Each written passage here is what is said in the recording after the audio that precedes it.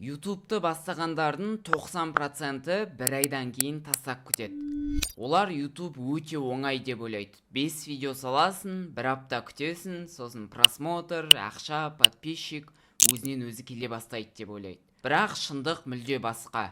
Бірінші видео 37 просмотр, екіншісі 12 просмотр, үшіншісін тіпті ешкім көрмейді. Сосын жаңадан бастаған адам ойлайды: бітті, YouTube жүрмейді екен, менің жолым болмайды, алгоритм мені жақсы көрмейді деп.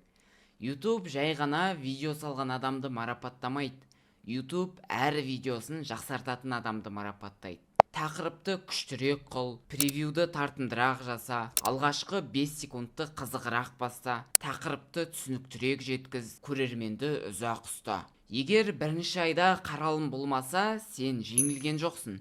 Сен сол бір айда ештеңе үйренбесең ғана жеңілесің. Үлкен каналдар 10 видеодан кейін үлкен болып кеткен жоқ. Олар жай ғана басқалар тоқтаған кезде тоқтамады. Сондықтан жаңадан бастасаң, мынаны есте сақта. YouTube'тағы бірінші ай ақша табу үшін емес, ойынның ережесін түсіну үшін керек. Ал ойынның ережесін білген адам әрқашан жеңіске жетеді.